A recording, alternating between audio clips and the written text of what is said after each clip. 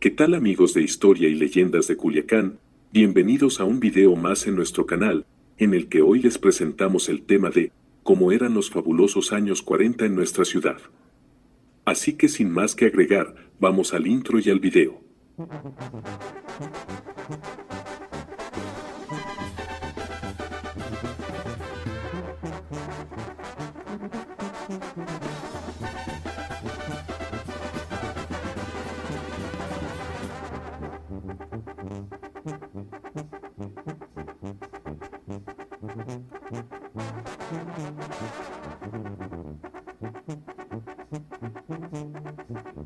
Amigos, tal parece que en Culiacán nunca nos aburrimos, y esto quizás se deba a lo argüenderos, mitoteros, pachangueros y un tanto cuanto escandalosos y carrilludos que somos, y que bueno, porque así nunca nos ha faltado la diversión.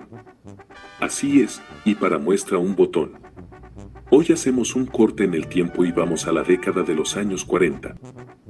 Entonces tenía la ciudad unos 30,000 habitantes, y a esa época algunos llaman la Bohemia Dorada de Culiacán, que se extendió hasta los años 50.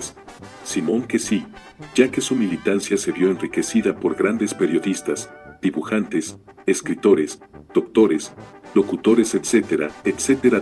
Todos eran unos genios de la ocurrencia, convivencia, el vino y el billar.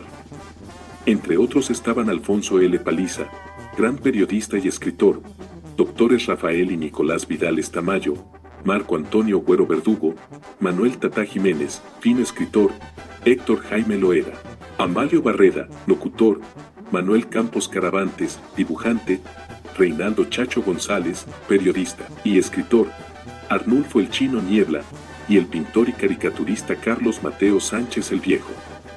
Entre varios de ellos editaron El Bichi, La Avispa, El Macuache y otros periódicos satíricos de la época, cuyos picantes comentarios sacaban de quicio a los funcionarios gubernamentales. Notas que eran una delicia para los lectores. Entre todos ellos crearon un personaje al que le dieron vida y que se hizo muy famoso en esa época.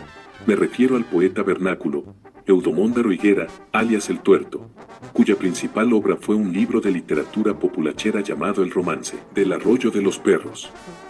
Librito por cierto muy recomendado, pues es sumamente divertido, y es que la poesía no necesariamente es para ponernos tristes, melancólicos o aburridos, sino que también puede crearnos sonrisas, y ese libro incluso nos arranca carcajadas. Se dice que quien encabezaba esta pléyade contertuliana era nada menos que el pintor y caricaturista Carlos Mateo Sánchez, el Viejo, chilango por nacimiento, pero culichi por decisión propia.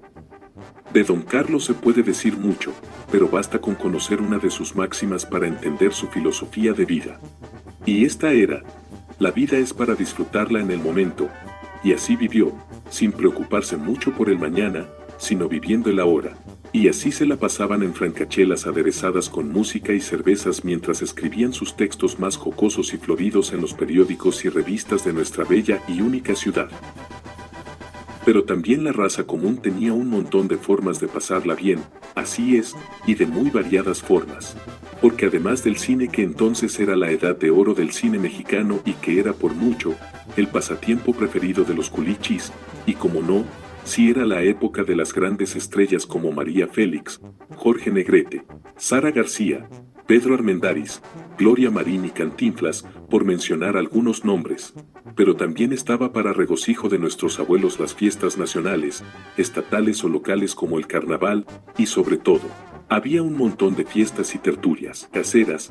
Además, en ese entonces, abundaban las caravanas artísticas, y en los cabarets El Casino o El Danubio Azul, se presentaban artistas tales como Pedro Vargas, Agustín Lara, María Luisa Landín, Miguel Aceves Mejía, María Antonieta Pons y la Tongolele, Tintán, Cantinflas y otros muchos más, por lo que era frecuente encontrarlos por las céntricas calles de la ciudad.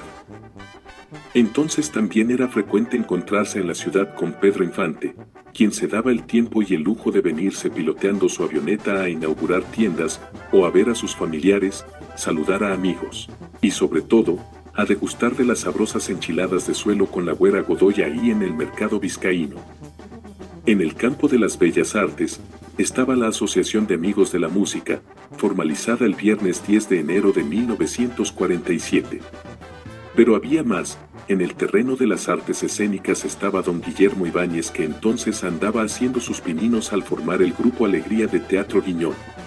También en ese tiempo llegó a Culiacán la carpa de doña Socorro Astol, quien fue toda una institución en lo que a teatro se refiere en Sinaloa. Para los chavos no se diga, pues entonces no había nada mejor que disfrutar de buenos chapuzones en el río Tamazula, o si se tenía dinero, en la alberca Emma, pasear por el Paseo Humaya, hoy Malecón Viejo, ir a pasar la tarde comiendo mangos en las quintas de Redo o simple y sencillamente pasar las tardes en las plazuelas Obregón o Rosales, floreando y cortejando a las bellas y juveniles féminas. O simple y sencillamente agarrar cura con personajes típicos de la época como el Periquín, el Huilo Arredondo, que, junto con el Rarra, Pancha la Bola y el Güero Astengo entre otros, formaron toda una época picante. En la cuestión de deportes estaba el billar, y había varios salones, en los que se jugaba principalmente pool y carambola, juegos en los que por cierto en la ciudad había verdaderos profesionales.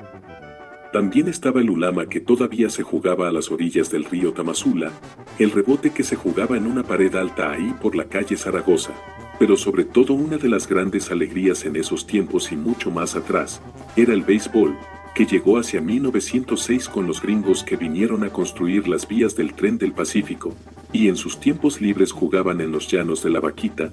Desde entonces se prendió la raza con ese deporte, y de volada se habilitaron varios campos en diferentes rumbos de la ciudad, al grado de que ya en los años 40, se contaba con un equipo profesional, los tacuarineros, que jugaban en el estadio universitario. Y también en esa década, para beneplácito de la raza y familias beisboleras, el 10 de noviembre de 1948, se inauguró el Estadio Ángel Flores, y se cambió de nombre del equipo profesional de tacuarineros a tomateros, que aún siguen siendo ídolos de la afición. Así que, como pueden apreciar, había espacios para todos los gustos, y hablando de gustos, digamos que con un sesgo arrabalesco, es decir, de cantinas y cabarets, también estaban al orden del día. Por ejemplo, había un cabaret con cierta fama que iba de medio a mala muerte, llamado El Farolito, que era propiedad de Elvira Penné, en el que a cada rato aparecían en la prensa el sinnúmero de escándalos que allí se suscitaban, los cuales iban desde golpes entre borrachos hasta tiroteos o duelos, y qué decir de los zafarranchos que se daban entre las obreras del viejo oficio, al igual que en los numerosos congales abundantes por allá por la Caseta 4. Uta Canuta, ahí las broncas ya eran pan de cada día. También estaba la cantina de Teodoro Ayala Camargo, el famoso Teodorón, donde iban desde gobernadores, catrines y adinerados, hasta gente humilde, calzonudos y guarachudos, y qué decir de la cantinucha que se llamaba La Veracruzana, en la que atendía con todo esmero a los clientes un tal Víctor, que era un tipo muy alto y retinto, que por cierto no era de Sinaloa, sino del puerto de Alvarado, y cargaba un vocabulario peor que el que usaban los carretoneros cuando ya muy entrados en la cantina La Mar, que se ponían muy seriamente a citarse la madre que los trajo al mundo sin el más mínimo rubor. Así son los machos, y ni modo. Los polis entonces solo usaban un garrote o macana y un pito como los de los carteros. Ese era el anuncio para pedir ayuda o ir en auxilio de alguien.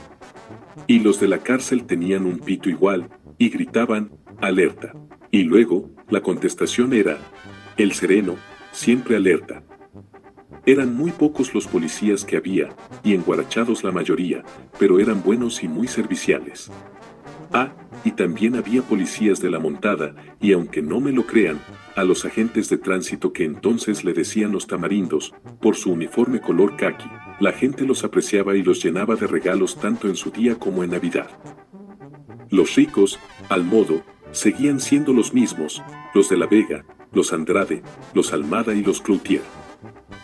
Con la construcción de la presa Sanalona y las misceláneas que trajeron los inmigrantes, cambió un poco el paisaje citadino. Por ejemplo, surgió el Mercadito Buelna y nuevas salas de cine como el Alcázar, que se ubicó por la calle Hidalgo, apenas pasando el Mercadito, y el Cine Cocos en Tierra Blanca. Por cierto, el Alcázar el martes 8 de febrero de 1966, al igual que las demás salas, fue destruido por los estudiantes de la Universidad Rosalina que, enardecidos, exigían pagar solo el 50% del boleto, y un año y medio después, El día 1 de agosto de 1967, pomposamente se anunció su reinauguración. Pues eso es todo por hoy y ya saben amigos, si quieren opinar o decirme algo, hágamelo saber en la caja de los comentarios.